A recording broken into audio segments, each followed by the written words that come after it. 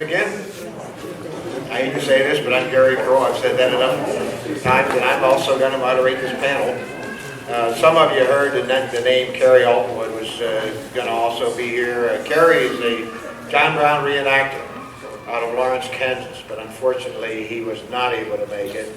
I hope to get him here probably next year, but I never saw I talked to him on the phone, and I've seen his pictures, and he's one scary character.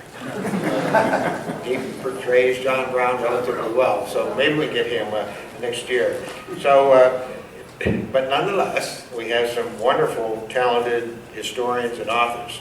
We have great reputation when it comes to knowing about John Brown, the Abolitionist. And you know, this may be a different topic for you when it comes to Harrisburg, PA, but you'll hear that John Brown was a person who had a great presence in Pennsylvania and in Harrisburg, and quite a history, and there's quite a heritage here. But you're going to learn about that. Fortunately, the first one nearest me is Bob O'Connor. He's a well-known historian and nationally recognized Civil War author of 11 Civil War books. He has been named finalist 4 times in the National Book Competition. And one of his favorite characters in history is John Brown. In fact, his first book, The Perfect Steel Trap, Harper's Ferry, 1859, is historical fiction and chronicles the John Brown raid, capture, trial, and hanging.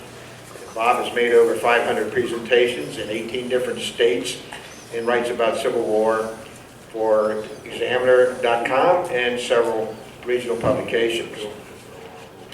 The other gentleman at the table is Ted Alexander. Maybe many of you already heard of Ted, but he retired this past January as historian at Antietam National Battlefield after 26 years of dedicated service to that major historical site. He is the author, editor, and contributor to 10 books on the Civil War and other aspects of American history. His latest book is The Battle of Antietam, the Bloodiest Day. He has written more than 200 articles, book reviews for publications such as Civil War Times, Blue and Gray, and the Washington Times.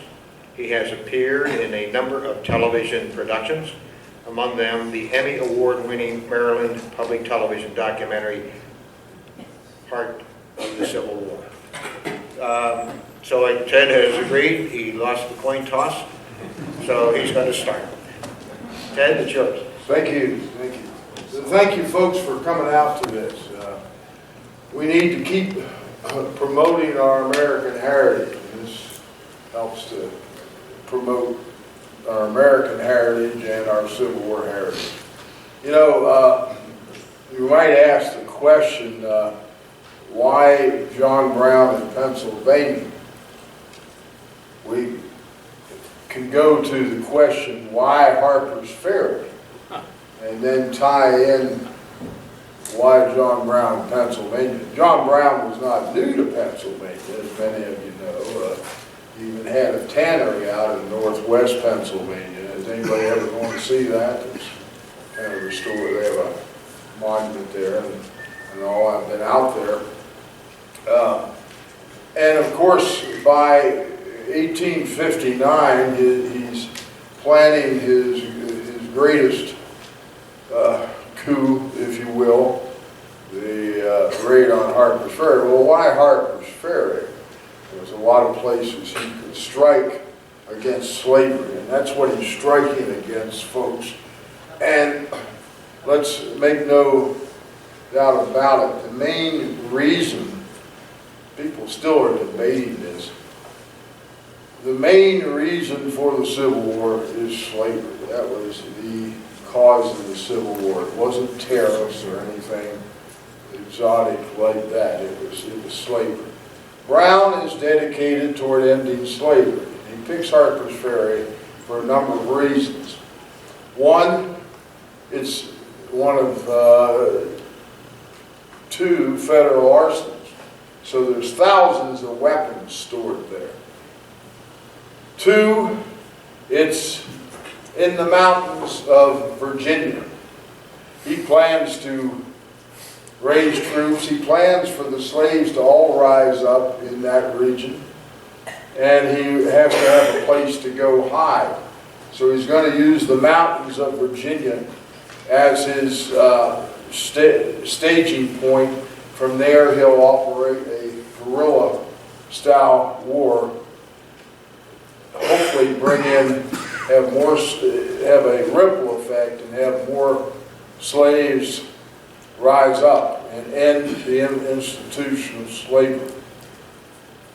But 3, its geographic location.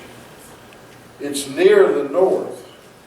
Now, being near the north is not the end-all, be-all if you're anti-slavery, because they had slavery in Maryland at that time. They had, until the 1820s, had slavery in Pennsylvania. And by the way, tradition holds, and if you're not sure of something, if the facts are a bit cloudy, always remember this. Just use that phrase, tradition holds. And if it's wrong, you can just say, well, tradition held that. But tradition holds that the last slave auction was at Guilford Springs, just south of Chambersburg. Just down the road. Here in the great Commonwealth of Pennsylvania. The last slave auction in Pennsylvania. So this isn't the end-all, be-all, but it's good with Pennsylvania. We have the Mason-Dixon line, which is one of the goalposts. I live just a few minutes away from the Mason-Dixon line. People think it's the traditional dividing point between North and South. In reality, it's Lord Baltimore versus William Penn in a boundary dispute in the mid-18th century. And the boundary dispute is settled eventually, but that's the main reason for the Mason-Dixon line. But it becomes unofficially the dividing point between North and South. So that's one goalpost. You're a little safer once you cross the Mason-Dixon line. But then there's the Susquehanna River. We're real near that. And that's another goalpost. But for some of the enslaved folks, they're going to keep going on to Canada because they don't, with the various federal laws, they can't predict how much they're going to be safe in the United States, because you get the Fugitive Slave Act and these various laws that don't give you any protection, even if you're up in Vermont, for example. So, but this is a reason why Brown picks Harper's Ferry. It's near ostensibly safe territory, Pennsylvania. And Pennsylvania has this infrastructure of the Underground Railroad. Now, I guess we've had talks on the Underground Railroad, and you know the Underground Railroad goes through this area. And of course, it's not one line, but rather a system of safe houses over a sector. A number of us are Vietnam veterans, and just before this started, we were talking about Vietnam, telling each other war stories. And in Vietnam, that reminds me, they had the Ho Chi Minh Trail. And some people stateside, I think, thought that was something like I-81 or something, going through the jungles. But that was a sector. That was a sector, a quarter, that the North Vietnamese and the Viet Cong used to travel back and forth. And you can kind of look at the Underground Railroad as the same thing. It's a sector. It's a series of these safe houses. And there's this sector that runs through Pennsylvania, through eastern Pennsylvania, and there's one section of the Underground Railroad that goes through the Cumberland Valley and goes through the Chambersburg area, primarily along the South Mountain Range, east of Waynesboro, that area, but also along the North Mountain Range over in the Mercersburg area. So that gives, to some degree, gives John Brown and some of his I want to say Confederates, but that sounds weird, but some of John Brown's men, an infrastructure for hideouts. Brown and many of his men will be in Chambersburg. So this is why Chambersburg. I've given you why Harper's Ferry, the weapons, the mountains, the proximity to the north if they need to get away. And one of the main hubs for the planning of the Harper's Ferry raid will be Chambersburg. Brown and some of his sons and his Secretary of War, John Kagi, who will stay in Chambersburg the longest of the raiders, make their headquarters at the Mary Ridner boarding house, which is on King Street, and it's been restored. And how many people have been there? Well, go down there. They have it. The Historical Society has restored it, and it's with exhibits on John Brown. So that's where he plans part of the raid. And again, he's there with John Kagi, his so-called Secretary of War. Brown will be in and out of Chambersburg in the summer of 1859. His first time to get there is May 30, and he'll keep coming back at various times. In June, before he comes back to Chambersburg, he'll take this in more or less reconnaissance tour of Pennsylvania. He'll go to Pittsburgh, he'll go to Philadelphia, and he's kind of scouting out the lay of the land. He'll go to Harper's Ferry for the first time, Brown personally, on July 3. And at various times in July then, he will be in Franklin County, including Greencastle. He's supposed tradition holds that he stays at the Union Hotel. And you can see that building today right on the square in Greencastle. So there's a number of John Brown sites in Franklin County to visit. I helped develop some tours for the Chambersburg Heritage Center, and you can get a brochure that takes you around the Underground Railroad sites and to John Brown sites. There's the John Brown Chapel, for example, at Mont Alta, where the iron furnace was located. One of the significant dates for John Brown in Chambersburg is the third week in August 1859. There he will meet Frederick Douglass. He probably has two meetings with him sometime around August 19, 20, and 21. And Brown tries to dissuade him from this raid, as Bob's book uses the title. It's a good book. A perfect steel trap. That's what Douglass says. You're going into a perfect steel trap. Because Brown is only going to have 18 raiders, most of them white, some ex-slaves, and some freemen. And he hopes that this will be the spark to get all the other African Americans in the region to rise up. So he's only going to have 18 people to instigate the raid.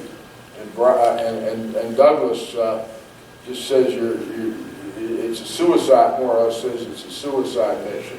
He has a former slave with him by the name of Shields Green, whose family was in slavery. And after the meeting, they meet on the western edge of Chambersburg and at a quarry out there. Both of the men are posing as fishermen, because Conococheague Creek comes right through there. And anyway, after the meeting, Douglass will look at Shields Green. He says, what are you going to do? And Green says, I'm going with the old man. Meaning he's going to go, and he doesn't have to. He's safe. He's free now, but he volunteers to go on the Harper's Ferry raid. Well, Brown's last time in Chambersburg is the first week of October, which is just very near now, the actual raid on Harper's Ferry. As we know, the raid in the short term is a failure. Most of his men are killed or captured. Brown will be, himself will be executed 2 December 1859, along with some of the other raiders. And for those that escape, Franklin County will be their corridor of escape. And some of them make it through. One of them, John Cook, had been working undercover in the area, and he gets captured and is kept for overnight in the Franklin County Jail, and then taken back to Virginia. So that that infrastructure of the Underground Railroad serves as this infrastructure for the Brown Raiders to escape, the ones that can make it. Some of them are successful, some of them not. Bob.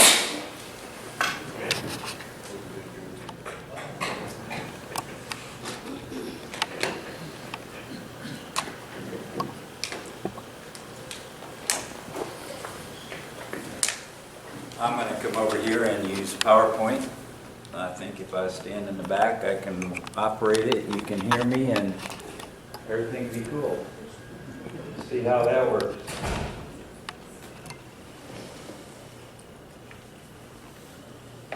All right, what am I doing wrong?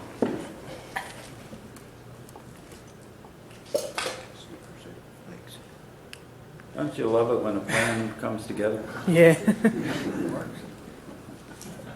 Worked before. Yeah, it did.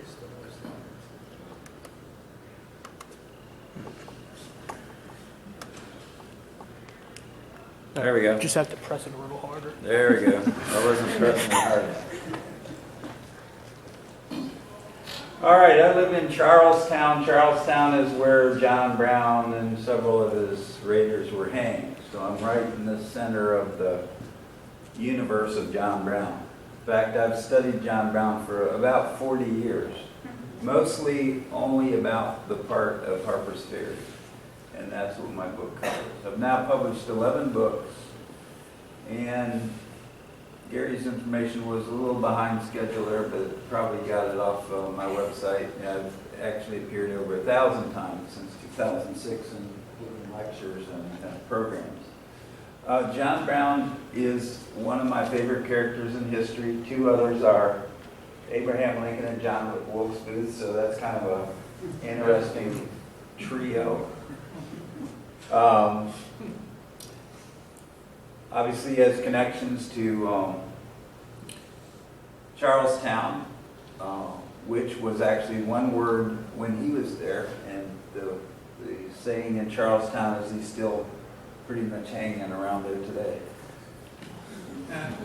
He was captured in Harper's Ferry, Virginia. Charlestown was also in Virginia. Harper's Ferry is about 5 miles from Charlestown. And they took the raiders to jail in Charlestown. It was the closest jail, and it was the closest court to Harper's Ferry. And the trial was held in the Jefferson County Courthouse. I lived about 3 blocks from there. Now, what were his connections to Harrisburg? There was a plot to rescue John Brown, and it was centered in Harrisburg. This is the ringleader of the plot. His name is Thomas Wentworth Higginson. He was a member of the Secret Six. The Secret Six was a group of men, mostly from Boston, and they funded his operations in both Kansas and Harper's Ferry.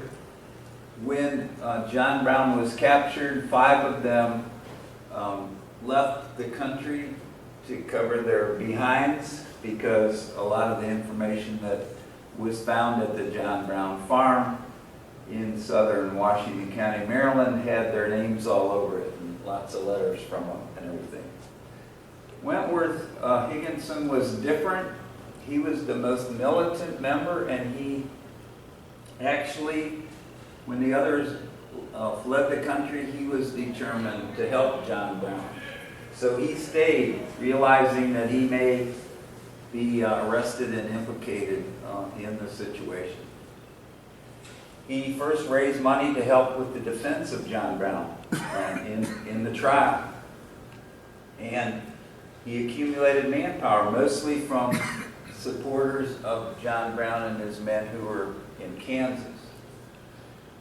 And then he devised a plan to spring John Brown and his men from the jail in Charlestown. This was the leader of the rescue, Captain James Montgomery of Bloody, Kansas. He was known as the mechanic in all their correspondence, which was secret code. And so when you read the correspondence, you kind of have to know what the codes are in order to figure out what they were talking about. He met with the associates first in the Minnetka Hotel in Kansas. And here are some of the people that worked with John Brown and were involved in those meetings. One of those, Richard Hinton, is pretty well tied to John Brown in many instances in history. They brought those men east and they met in the Hotel de Drovers in Harrisburg. The Historical Society here doesn't have any information on where the hotel was. I wasn't able to find that, but it was a prominent hotel in the downtown area, so they don't have any photographs of it or anything. They also met at Dr. Rutherford, with Dr. Rutherford in his home on Front Street. Now there are two Dr. Rutherfords who were brothers, William and Hiram. They were both members of the Underground Railroad. It doesn't specifically say in the documents that I've read which brother's house they were at, but they were both very active in the Underground Railroad, so it makes sense that they probably were both there. They recruited almost 100 men. Here are some of the names. Probably don't mean a whole lot to you, but interesting characters in their own right.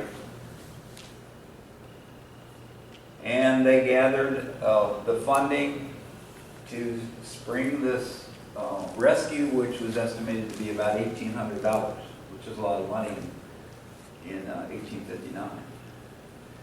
They had some obstacles they had to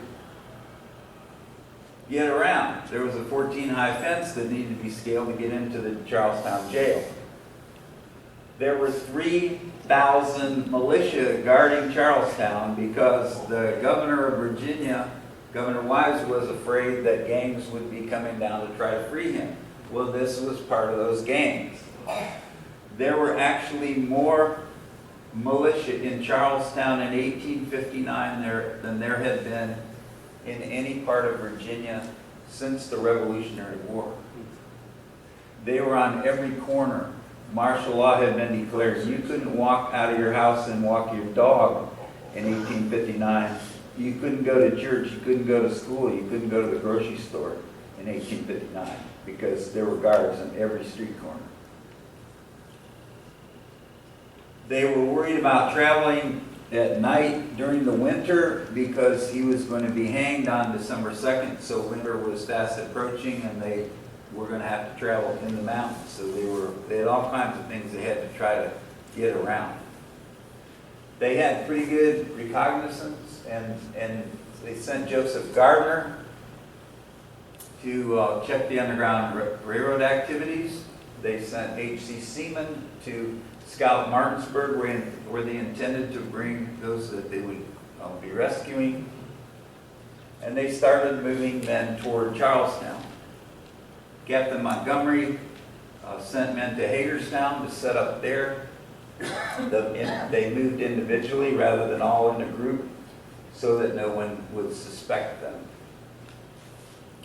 Higginson got in touch with John Brown's attorney, John Hoyt, who was from Massachusetts and was in Charlestown and was trying to defend John Brown. The problem with trying to defend John Brown was that the attorneys tried to use the insanity plea. John Brown did not want them to use the insanity plea because he thought if you thought he was insane, you wouldn't listen to what he was saying.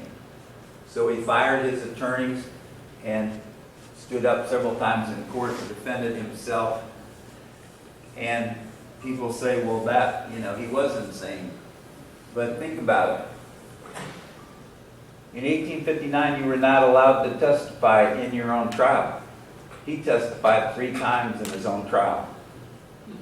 By not being allowed to testify, he didn't have to stand up and say, I promise to tell the truth, the whole truth, and nothing but the truth. They didn't have to swear him in because they couldn't swear him in because he wasn't allowed to testify.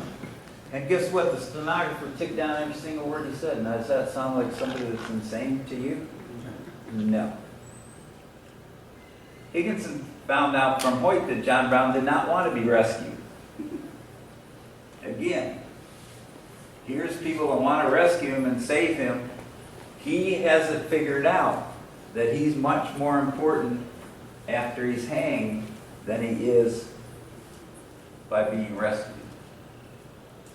He also had received much kindness from the jailer John Avis, and he promised John Avis that he would not participate in any rescue attempt. He also told Hoyt his death on the gallows was a fulfillment of his mission, the rounding off of his efforts, the act that would make effective all his work for freedom of the slave. Sound like a man who is insane? He knew what he was doing. His final reason he told Hoyt, his attorney, I am worth more to die than to live. Now, Higginson had a tremendous advantage. He had a map of the inside of the jail where John Brown's cell was located. The drawing was made by a young lad named Edward Spring, whose mother, Rebecca Spring, was tending to John Brown's wounds. And he drew the cell.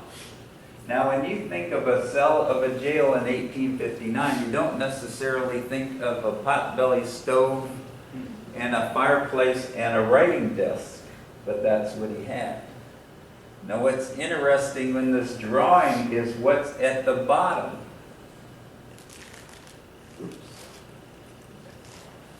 At the bottom is a map of the inside of the jail, showing where Captain Avis's room is, right here, where John Brown's cell is. The passage, here's the yard with the 14-foot wall, here's the road, here's Main Street, here's the waiting room. So if they got into jail, they knew exactly where they were going. But again, John Brown put a kibosh to that. So they were pretty sophisticated in their spying, and they're working out what they were going to do.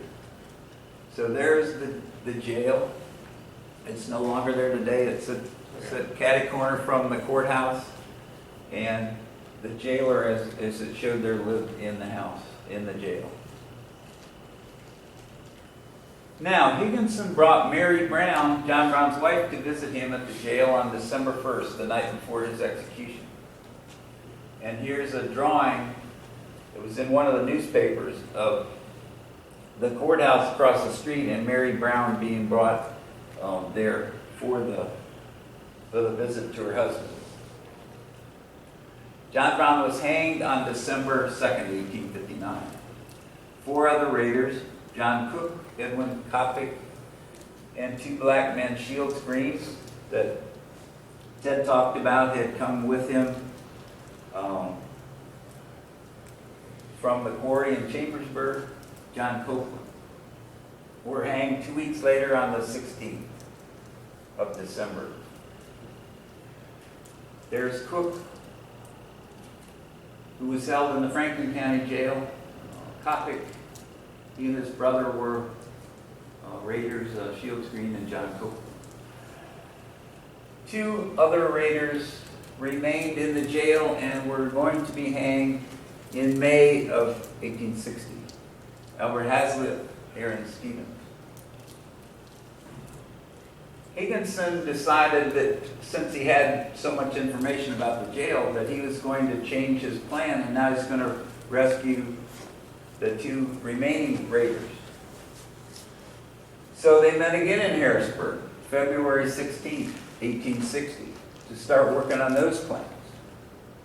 And he sent Silas Soule to Charlestown to check with the status of the prisoners. Now here's Silas Soule. Been with John Brown and his men in Kansas. He went to Charlestown. He acted intoxicated. He got arrested. So where are they going to take him? To the jail.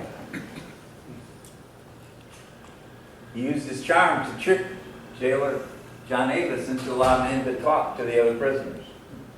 So now they've got a map. They got a guy inside the building. Conveyed to Stevens and Hazlitt that they were going to be rescued. The men refused to be rescued. Again, because they admired jailer Avis, the fair treatment he had given them, and they feared that Avis might be injured or killed in any rescue attempt. Stevens and Hazlitt were hanged in Charlestown on March 16, 1860. Higginson gave up. It was even more difficult to rescue someone who refuses to be rescued, no matter how much information you have. So that's my part, and we're going to turn it back over to Gary.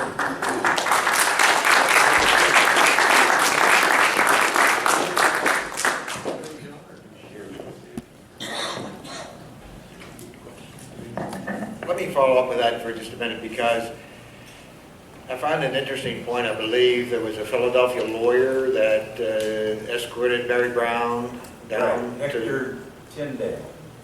And do you know a little bit more about him? He took her to Harper's Ferry and stayed in Harper's Ferry. And then when John Brown's body came back to Harper's Ferry, he identified it in Harper's Ferry and brought it back to New York for burial with her. What's interesting on that regard, you may know that about 10 days ago, they minted another quarter in the series, and it's the John Brown Fort. And the artist who drew the fort for the quarter was a direct descendant of Hector Tyndale, which is pretty cool. Was he later, was he a Union officer? He was a Union officer. He was sent to Harper's Ferry to burn the town, and he burned every building in the town except the John Brown Fort. He wouldn't let his men burn the John Brown Fort because of his relationship to Mary Brown. When I read about John Brown, once in a while this name crops up, John Wilkes Booth. Oh, yeah.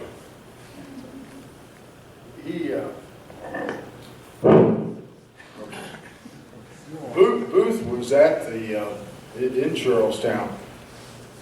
One thing you have to remember, I know there's been some movies, they're usually pretty bad movies about John Brown's raid. One of the most ridiculous was called Santa Fe Trail. How many people have ever seen that? It's a fun movie, but it's Just not accurate. don't watch it to get a true story. They make the raid on Harper's Ferry look like D-Day. I mean, the fight for Brown's so-called fort, which was the fire engine house, didn't take that long, and it was a detachment of Marines who broke down the door. And there was a couple casualties. There was a Marine wounded, a Marine killed, and then a number of the raiders. But in that movie, they have artillery barrages, cavalry, Big hill to get to the oh, fort. it's something else. But anyway, one thing you should know, because sometimes when they show the hanging, it's just John Brown being hanged and the detachment of troops there. That town was infested with troops, thousands of troops from militia units all over the state of Virginia, some from Maryland.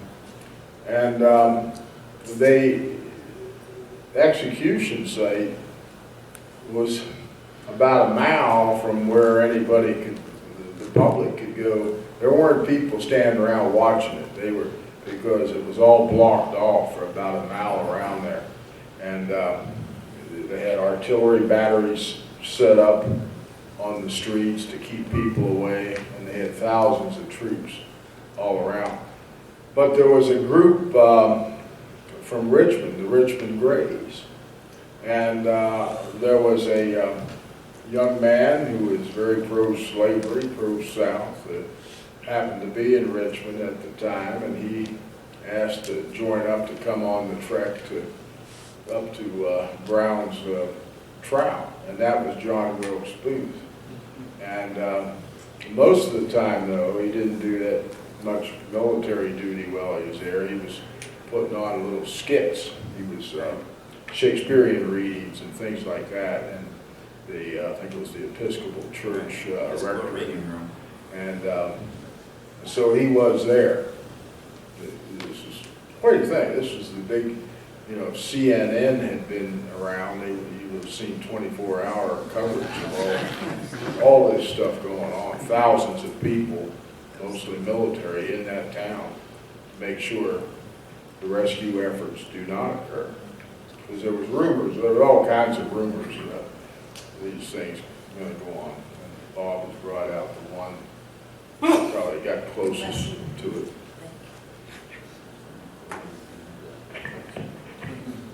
Did you want to add anything, Bob? No, he covered it. Okay. He covered it very well. So we talk about John Wilkes Booth, which I find a fascinating character, but equally as fascinating to me was the person who led the attack on John Brown. Got the troops together, led the Marines, a guy by the name of Robert E. Lee.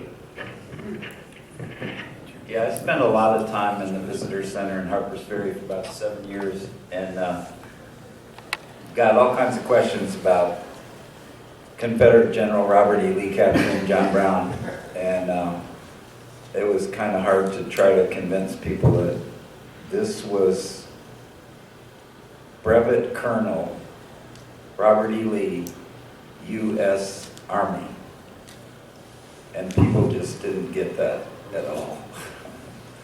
Obviously, in 1859, they were all U.S. Army. Jeb Stuart was there. Robert E. Lee was there. John Wilkes Booth was there. Thomas J. Jackson was there. Anybody that was anybody was there. And people say, remember one of my favorite characters was John Wilkes Booth. People say, why was Booth there? Booth was there because he admired John Brown's ability to gather newspapers and coverage and public relations. And he knew what a star that John Brown was. And he wanted to be a star. He wanted to be famous. How'd that work out? I'll be at the Lincoln Museum in Springfield, Illinois next Thursday. There's a statue of John Wilkes Booth in the Abraham Lincoln Museum in Springfield, Illinois. There were 3 presidents assassinated. Most of you couldn't tell me who assassinated the other 2. But everybody knows John Wilkes Booth. He wanted to be famous. How'd that work out? I want to just say, who was the governor of Virginia at the time? His name was Weiss. He became a Confederate general. And when Virginia seceded, he did something rather unusual the first day Virginia seceded. He captured Harper's Ferry. The same thing that he hanged John Brown for doing. But he didn't get hanged. Exactly the same thing. Yeah, he was a Confederate general. I just want to point out, if you have the opportunity after this is over, if you go into the entrance up here in the museum, when you walk in, there's like a panel here.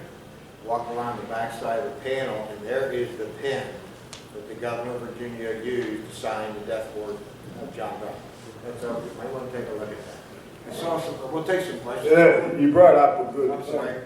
The pen, did you notice, think that through, the pen that the governor signed for John Brown's execution.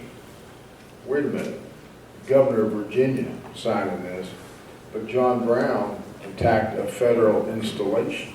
It wasn't even in Virginia. It was in Yeah, Virginia. but it wasn't. It was federal land, so it wasn't part of the state of Virginia. You're right. Yeah. Here's what I'm getting at. Why is the governor of Virginia involved in this? It's federal property, but who's the president then? James Buchanan. He's always treading lightly on this whole issue of states' rights and slavery. Should the federal government charge Brown?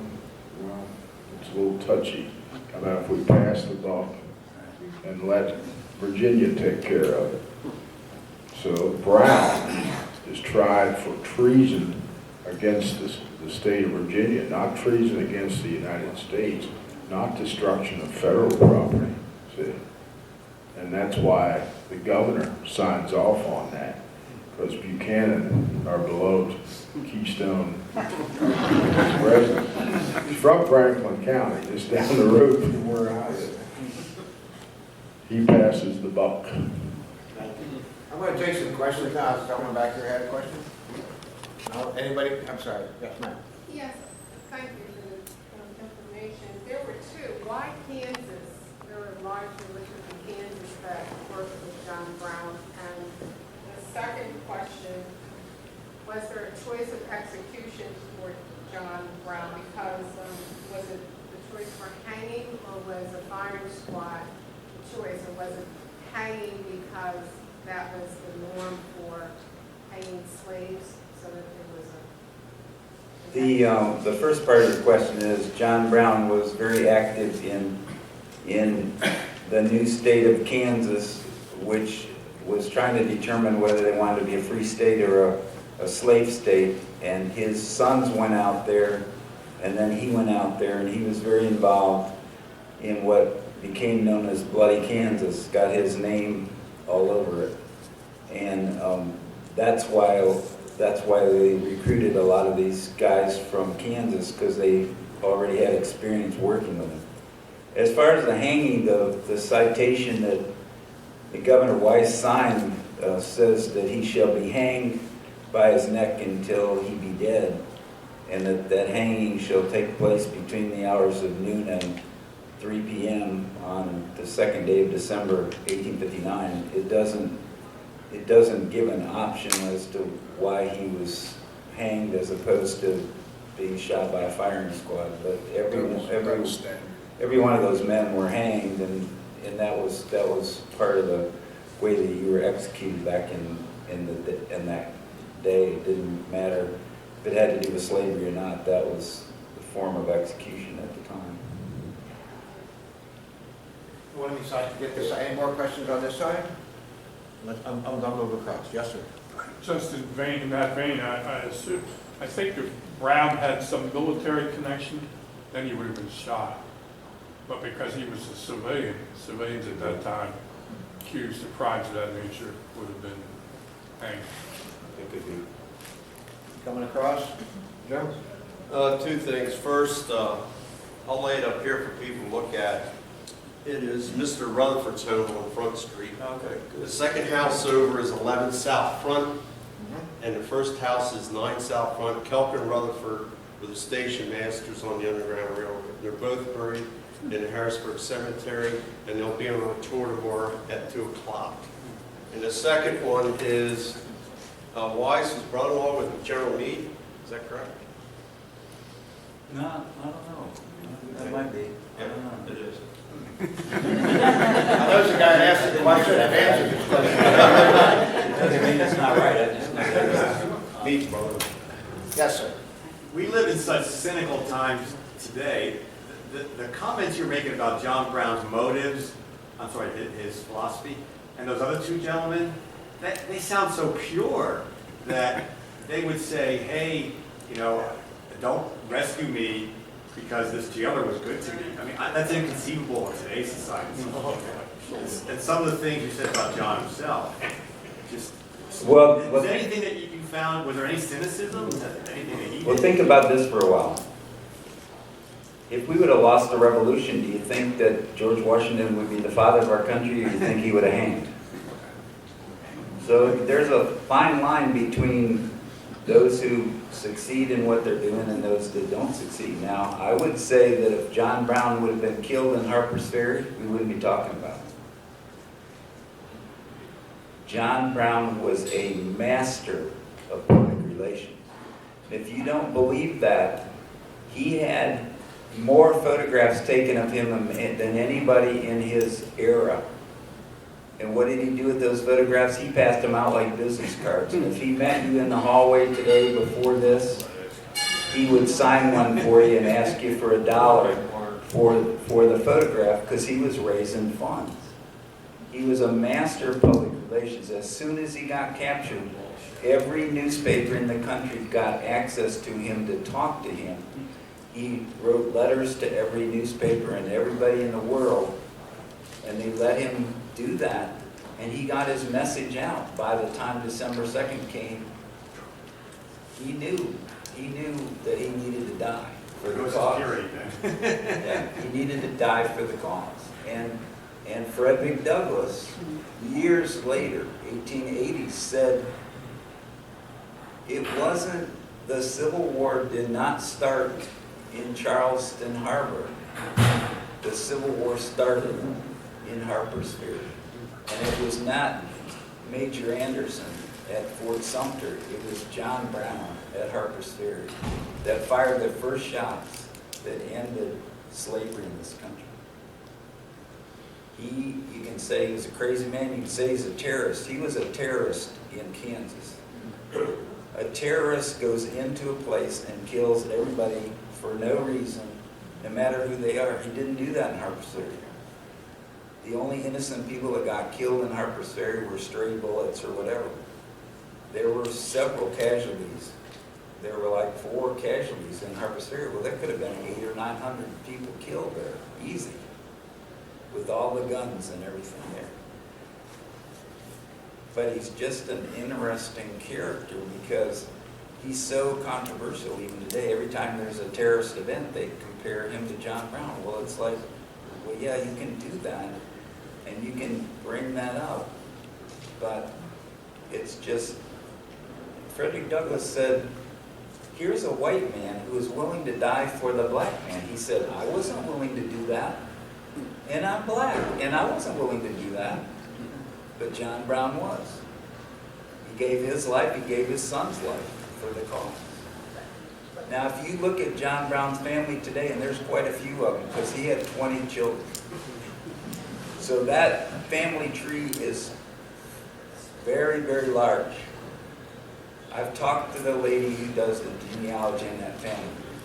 Every single woman in that family tree, all the way through history, has been involved in something like teaching non-English speaking people to speak English, helping migrant workers become educated, all kinds of social issues, even the ones that married into that family. That came from John Brown. But good question. Any other question in the back now? Yeah, just wondering if you could tell a little more about John Brown and the French Creek in northwestern Pennsylvania. You mentioned that. Tannery. He was postmaster. Right. No, I mean, can I tell more about him? I can't, I'm sorry, I'm No, not. that's okay. I'm But- just curious. But he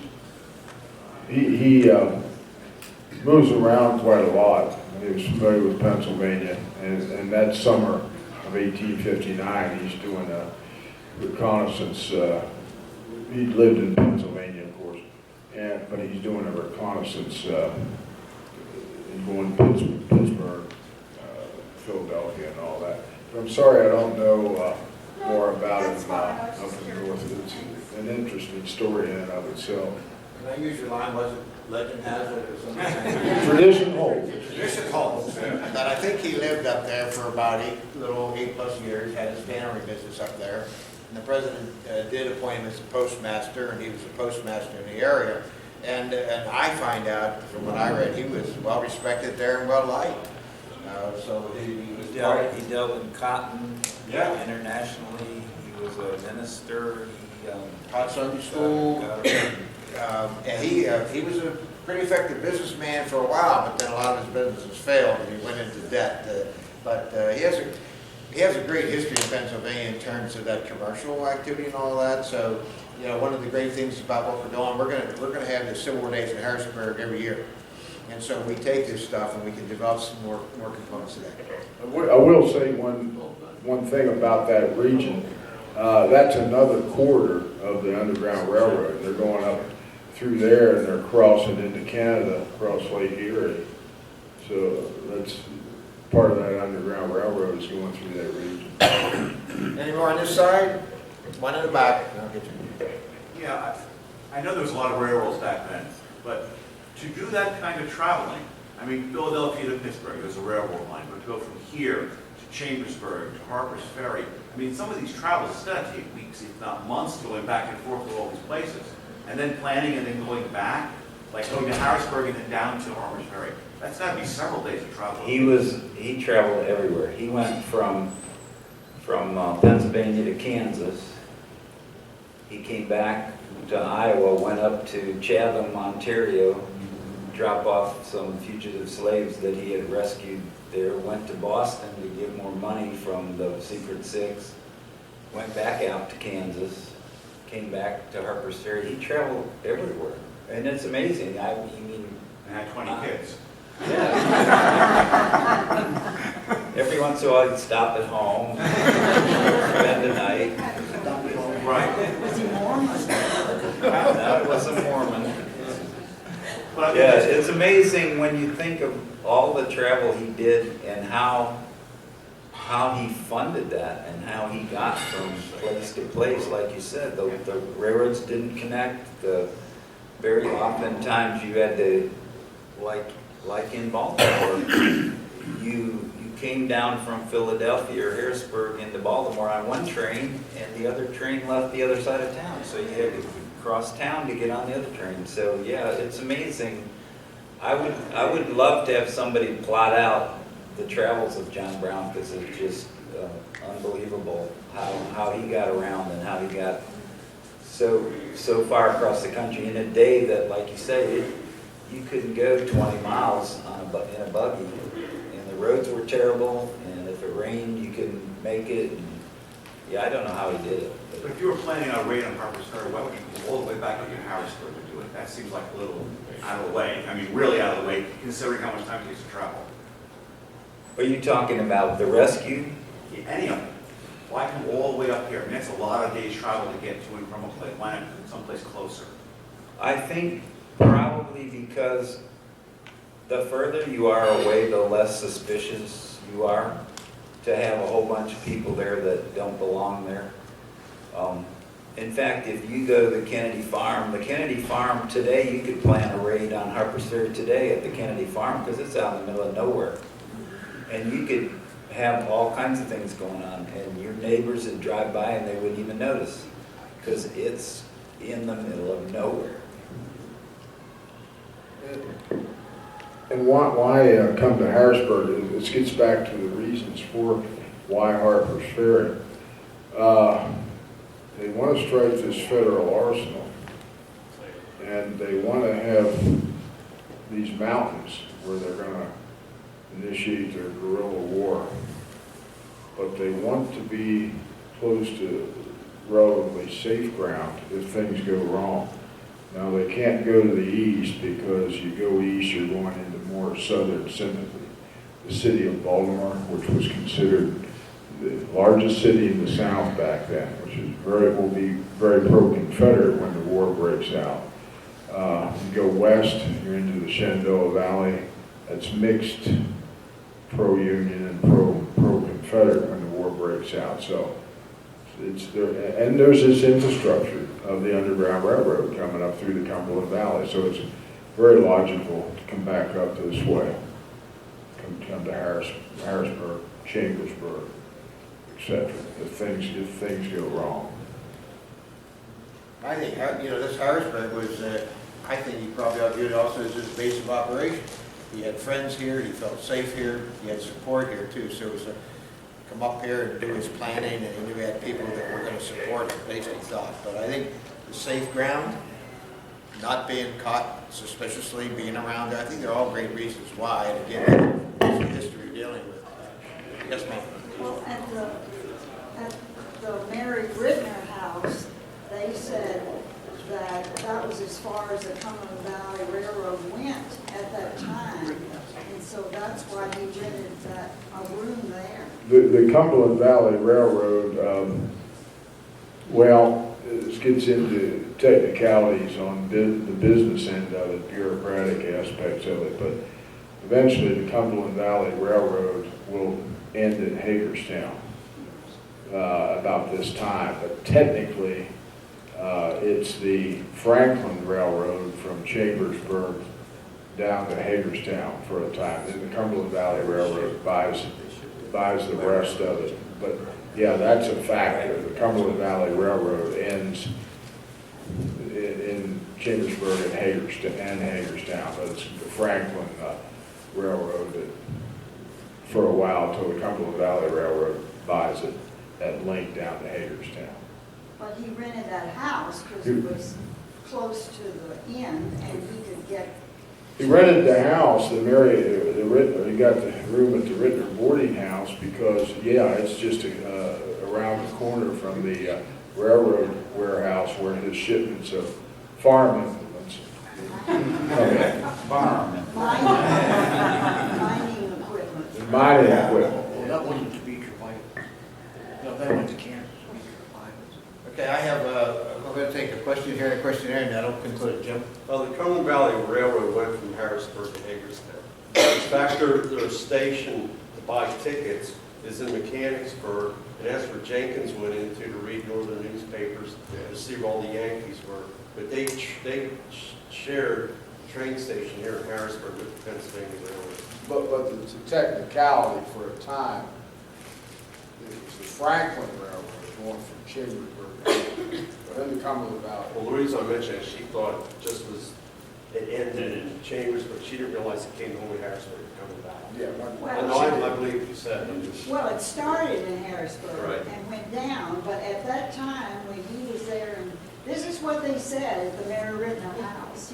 They said at that time that was the end of it, and so he got a room, just walked out his back door over to the railroad warehouse because he had guns coming in because he was a mining inspector and he was getting mining tools. Yeah. He got his wagon and he took him back to the Kennedy farm by his wagon.